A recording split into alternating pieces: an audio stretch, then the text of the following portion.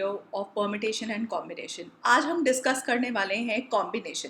तो कॉम्बिनेशन होता क्या है, इसे लगाते कैसे हैं और कुछ थ्योरम्स इसके बारे में, और क्या डिफरेंस है परमिटेशंस में और कॉम्बिनेशंस में, आज हम वो भी सीखेंगे। तो सपोज करिए एक एग्जांपल लेते हैं कि तीन प्लेयर्स हैं लॉन टेनिस के, एक्स वाई एंड जेड, और हमें एक टीम चूज करनी है जो कि दो प्लेयर से कंसिस्ट करती है। ठीक है, तो हम कैसे चूज कर सकते हैं इसको। Let's go ahead and learn. Suppose करिए कि जो मेरे टीम मेंबर्स, मेरे पास क्या क्या अवेलेबिलिटी थी, एक्स वाई एंड जेड, ये तीन लोग थे जिन्हें लॉन टेनिस आती है। अब अगर मुझे दो की टीम चूज करनी है तो पहला जो तरीका होगा वो क्या होगा कि जो टीम है वो एक्स और वाई की बन सकती है। दूसरा जो तरीका होगा वो क्या हो सकता है कि वो जो टीम है वो y और z की बन सकती है, राइट। और लास्ट तरीका जो होगा वो ये हो सकता है कि जो टीम है वो x और z की बन सकती है। अब इसमें ऑर्डर मैटर नहीं करेगा। What do you mean by order matter नहीं करेगा, ये मैं क्या बोल रही हूँ कि अगर मैंने x और y को चूज किया अपनी टीम में, तो चाहे मैं x को पहले चूज करूं फिर y को चूज करूं, या मैं y को पहले चूज करूं फिर x को चूज करूं, तो it is one and the same thing. यानी कि चेक करिए, एक्स वाई और वाई एक्स का ऑर्डर इस केस में मैटर नहीं करेगा। सिमिलरली वाई जेड देखते हैं, तो मैंने वाई को पहले चूज किया फिर जेड को चूज किया, या पहले जेड को और फिर वाई को चूज किया, again this is same thing. और लास्ट एक्स जेड को या जेड एक्स को। तो बेसिकली इसमें मैंने क्या लगाया है, मैंने इसमें कॉम्बिनेशंस लगाया है। कॉम्बिनेशंस कब लगता है, जब ऑर्डर इंपॉर्टेंट नहीं होता। So this is your keyword कि अगर हमें कुछ चीज का सिलेक्शन करना है जिसमें order is not important, then we will use combinations. और अगर ऑर्डर इंपॉर्टेंट है तो हम क्या यूज करते हैं, परमिटेशंस, जो कि हम पिछली वीडियोस में सीख ही चुके हैं। तो अब हम देखते हैं कि कैसे हम डिफरेंस क्या होता है परमिटेशंस एंड कॉम्बिनेशंस में। हमने ऑलरेडी ये फॉर्मूला सीखा हुआ है, NPR, मतलब n चीज़ों, n मेरे पास टोटल अवेलेबिलिटी है और उसमें से मुझे r number of objects choose करने हैं, तो परमिटेशंस कैसे बनेगी। आंसर आएगा r factorial n factorial upon n minus r factorial. ये था परमिटेशंस का फॉर्मूला। अब कॉम्बिनेशन में बदला क्या, देखते हैं।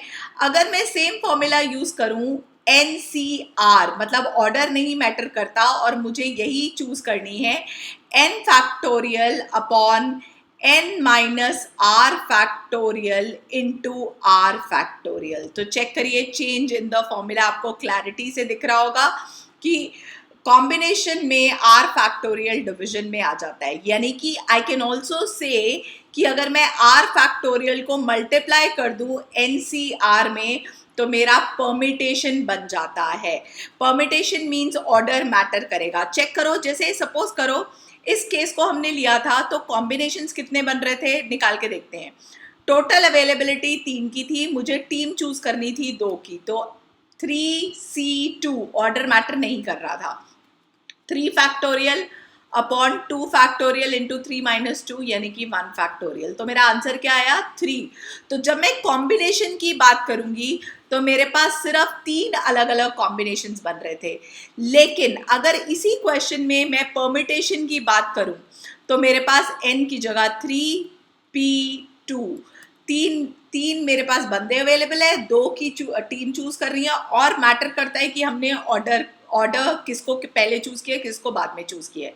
तो आंसर क्या आएगा, 3 अपॉन 3 माइनस 2, राइट, यानी कि क्या आया, 1 फैक्टोरियल। यानी कि मेरा आंसर क्या आ गया, 3 इंटू 2 यानी कि 6। सो मतलब अगर मुझे नंबर ऑफ परमिटेशंस चूज करने हैं तो वो ज्यादा आएंगे कॉम्बिनेशन से हमेशा, जो कि आपका ये फॉर्मूला भी वेरीफाई करता है कि permutation is n r factorial into combination का फॉर्मूला, यानी कि NCR। This is another fact. ऐसे इसमें बहुत सारे आपको एग्जांपल्स दिए हुए हैं, जैसे 4 अलग अलग ऑब्जेक्ट्स हैं, उसमें से मुझे 2 चूज करने हैं। अगेन 4 ऑब्जेक्ट्स में से 2 चूज करने हैं, अगेन ऑर्डर नहीं मैटर करेगा, मैं ए बी चूज करूं या बी ए चूज करूं, मतलब एक ही है, राइट। तो दैट इज वाई हम इसमें क्या चूज करेंगे, हम इसमें कॉम्बिनेशंस यूज करेंगे, यानी कि 4C2। अब अगर मैंने आपको बोल दिया कि ऑर्डर मैटर करता है तो परमिटेशंस क्या हो जाएंगे, 4C2 into 2 factorial, right, R factorial उससे मल्टीप्लाई हो जाएगा, तो ये नंबर ऑफ परमिटेशंस आ जाएंगे। Alright, so this is what is the difference between permutations and combination, and the keyword is permutation। लगता कब है वो मैंने आपको क्लियरली समझा दिया, जब ऑर्डर इंपॉर्टेंट नहीं होता तो कॉम्बिनेशन लगता है, अगर ऑर्डर इंपॉर्टेंट है तो परमिटेशन लगेगा। आगे चलते हैं, कुछ थ्योरम्स इसके बारे में, ये हम ऑलरेडी अभी अभी सीख चुके हैं कि NPR equals to NCR into R factorial, जहाँ पे ऑब्वियसली कंडीशन R की फिक्स्ड है कि R जो है वो ग्रेटर होना चाहिए, greater than equal to, obviously equal to तो नहीं होगा, ग्रेटर दैन 0 होना चाहिए, and it should be less than equal to N। So that is what is the role of permutation, मतलब relation between permutation and combination। तो 1 marker question hots पूछा जा सकता है कि किसी भी चीज़ की permutation ज़्यादा होती है या combination ज़्यादा होते हैं। आपको क्लियर कट आंसर दिख रहा है, permutations are always greater, क्योंकि permutations में x y एक वे है ऑफ अरेंजिंग द थिंग्स और YX दूसरी वे है ऑफ अरेंजिंग द थिंग। वेराज अगर हम बात करेंगे कॉम्बिनेशन की तो XY हो या YX हो, ये one and the same thing होता है। That is the difference between permutations and combinations. अब इसके बाकी जो थ्योरम्स हैं वो आपको ऑलरेडी आते हैं। अब आपको पता है अगर मैं NC0 लगाऊंगी तो NC0 means N factorial upon N minus R, यानी कि N minus 0 factorial into 0 factorial. 0 factorial 1 होता है और N माइनस 0 फैक्टोरियल भी N फैक्टोरियल हो गया, तो सब कुछ कट के आंसर क्या आ गया, 1। सो NC0 इज 1, राइट। अगर मुझे फाइंड करना है NCN तो चेक करिए क्या आएगा, N factorial upon N minus N factorial, यानी कि again 0 factorial into N factorial. Again ये क्या आ गया, ये भी मेरा आंसर 1 आ गया। तो I can also say that NCR will always be equal to NCN minus R। अब कई बुक्स में कई नोटबुक्स में या एग्जाम में ये भी पूछ लेते हैं कि हाउ इज इट पॉसिबल कि NCR और NCN माइनस R सेम है। चेक करते हैं, लेफ्ट हैंड साइड सॉल्व करते हैं कॉम्बिनेशन के फॉर्मूले से, जो कि होता है N factorial into R factorial into N minus R factorial, ये LHS आ गया। RHS सॉल्व करते हैं, इसमें N factorial upon N minus of R, R की जगह क्या है बेटा, R की जगह है पूरा N minus R into N minus R factorial, right. अब चेक करते हैं, ब्रैकेट अगर मैं ओपन करूंगी तो क्या आएगा, N factorial upon N minus N plus R। Bracket ये याद रखना है कि ब्रैकेट अगर माइनस साइन के अंदर मतलब भी राइट साइड पे 2 टर्म्स हैं तो उसमें साइन चेंज होता है। ये बेसिक मिस्टेक्स है which you don't have to do. N minus R factorial, तो चेक करिए यहाँ पे मेरे पास क्या आ गया, N factorial upon R factorial into N minus R factorial. तो are these two equal, left and right, yes they are equal. और इसका बहुत इंपॉर्टेंट यूज है बाइनोमियल थ्योरम चैप्टर में, जब मैं आपको कराऊंगी, जिसमें ये फैक्ट यूज होगा और आपकी कैलकुलेशन बहुत ज़्यादा क्विकर हो जाएंगी और क्वेश्चन जो है वो कम टाइम लेगा अगर आपको ये सारे फैक्ट्स याद होंगे। तो हमने क्या क्या फैक्ट सीखे, NC0 1 होता है, NCN भी 1 होता है और NCR इक्वल होता है NCN माइनस R के। यानी कि शॉर्ट फॉर्म में कैन आई से कि मैं अगर 12C4 निकालूं तो वो इक्वल होगा 12 माइनस 4 के। तो 12 माइनस 4 कितना हो गया, 8, यानी कि ये दोनों सेम आएंगे। तो अगर मैं इसको कैलकुलेट करूं तो मुझे इसका आंसर ऑटोमेटिकली मिल जाएगा, जिसे हम आगे यूज करेंगे। ओके, नेक्स्ट चैप्टर में आगे चलते हैं। नेक्स्ट जो है वो क्या है कि NCA इक्वल्स टू, अगर NCB है तो आपका जो n का वैल्यू है वो a प्लस b होगा. This also you have to remember. अगर NCA इक्वल्स टू NCB है तो n की वैल्यू जो है वो a प्लस बी आएगी. ये भी आपका 1 मार्कर क्वेश्चन में पूछा जा सकता है, जो कि सेक्शन A होता है आपके फाइनल एग्जामिनेशन का. So you have to be very very careful and not solve. ये सॉल्व करने मत लग जाना n factorial upon n minus a factorial into a factorial equals to n factorial upon n minus b factorial into b factorial. Don't solve like this, okay? Otherwise it will take too much of time. You just have to remember the fact और अपने आप ही question solve होएगा. Similarly, अगर अगला theorem है वो भी same way में प्रूव होगा. NCR equals to NCR plus NCR minus 1 is equal to n plus 1 CR. Again इसमें भी हम LHS अलग RHS अलग सॉल्व करेंगे. तो चेक करिए, ये आया n factorial upon r factorial into n minus R factorial plus n factorial upon n minus R into n minus R plus 1th factorial. कैसे आया वो ऐसे, मैं दोबारा इसको खोल के दिखा देती हूँ ताकि आपको कभी भी कंफ्यूजन ना हो. n factorial upon n minus R. तो जब माइनस आर करोगे तो ये तो नेगेटिव हो गया, माइनस माइनस प्लस हो गया, ठीक है, ब्रैकेट वाला लॉजिक, और साथ में r minus 1 factorial.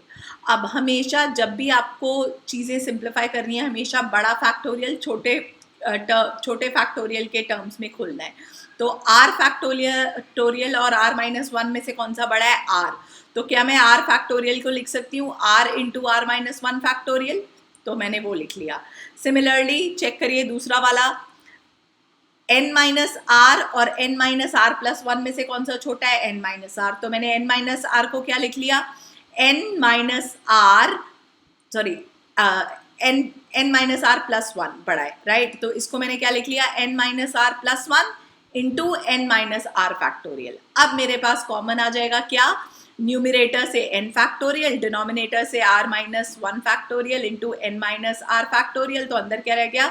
1 by R plus 1 upon n minus R plus 1. LCM ले लेते हैं इसको.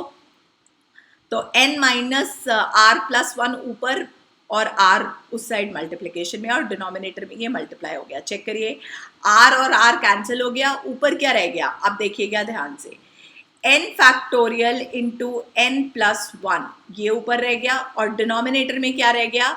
r minus 1 factorial into n minus R factorial into r into n minus R plus 1. जिसको चेक करो मैं क्या लिख सकती हूँ. अगर मैं n इंटू n प्लस 1 को कंबाइन कर लूँ तो n प्लस 1 फैक्टोरियल आएगा. क्यों? क्योंकि जब मैं n प्लस 1 फैक्टोरियल को खोलूंगी तो क्या आएगा? n factorial into n plus 1, right, या n plus 1 into n plus 1 into n factorial. Similarly denominator check करिए, n minus 1 factorial into r को लिख सकते हैं r फैक्टोरियल. चेक करो, r फैक्टोरियल को ओपन करेंगे तो क्या आएगा? पहला टर्म r, अगला term r minus 1 factorial. Similarly n minus R factorial into n minus R plus 1 factorial, इन दोनों टर्म को अगर मैं कंबाइन करूँ तो क्या आएगा?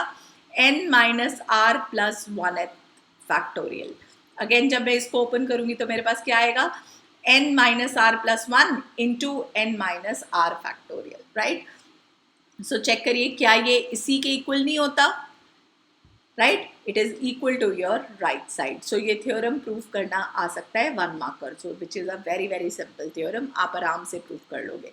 तो अब हमने फिलहाल आज की वीडियो में क्या सीखा कि कॉम्बिनेशन कब लगता है? कॉम्बिनेशन तब लगता है जब ऑर्डर मैटर नहीं करता, राइट, और परमिटेशन तब लगता है जब ऑर्डर मैटर करता है.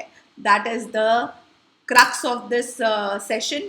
एंड ऑब्वियसली हमने थोड़े से फैक्ट्स एंड थ्योरम सीखे कॉम्बिनेशन के. अब अगली वीडियो में हम सीखेंगे कि ये जो थ्योरम्स है इसे अप्लाई कैसे करना है, और इसके बेस पे आप क्वेश्चन पढ़ के कैसे जज करोगे कि कॉम्बिनेशन का क्वेश्चन है. Okay, stay tuned. अगर कोई डाउट है तो प्लीज़ नीचे ज़रूर लिखिएगा कमेंट्स में. I will definitely reply. Thank you.